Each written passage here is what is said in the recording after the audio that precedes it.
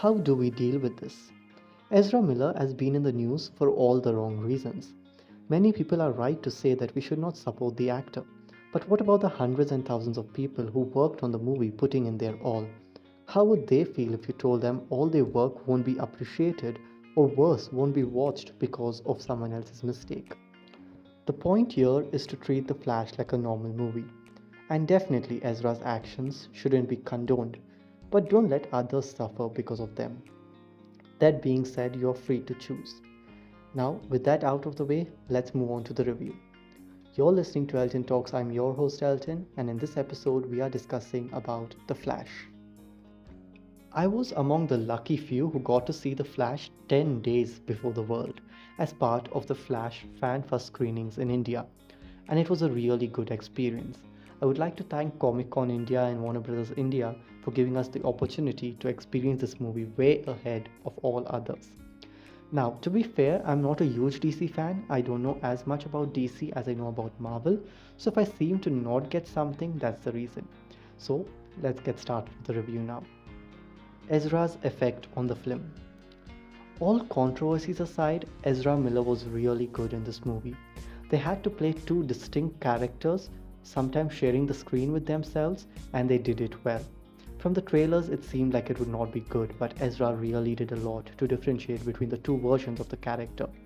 It's a shame because wasn't for all the controversies, everyone would be talking about how great they are in this movie. You wanna get nuts? Let's get nuts. I've not watched the older DC movies, and in this case, the Michael Keaton Batman movies. Michael Keaton was great as Batman, and he had some really cool scenes. It didn't feel out of place. I'm just so happy for all fans of this version of the character that they got to see him in action again.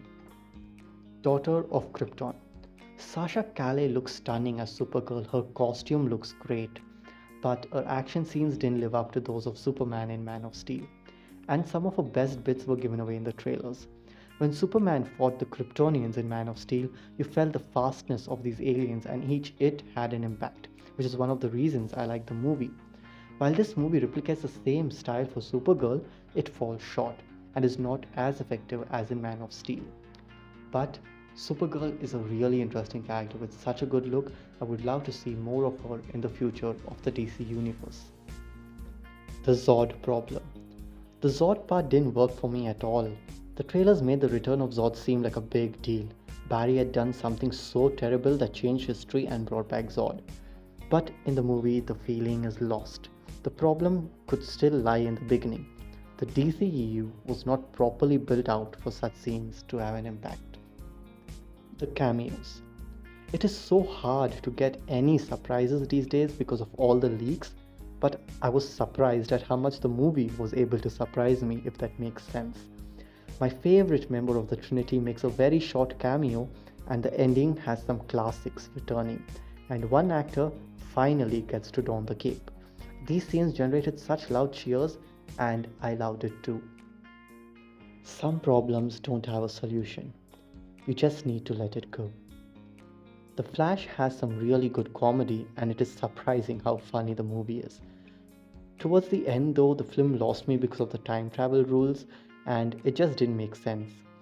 I felt they could have done much more with this concept and highlighted in a better way how much Barry's mom's death played a role in Barry becoming the hero he is.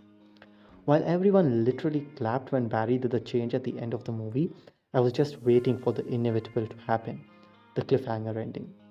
Because just as explained by Bruce, the rules are different, so it was meant to happen.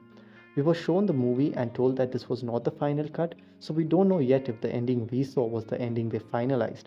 But it is a great cliffhanger to get back to if the Flash performs well, despite all the negativity surrounding it.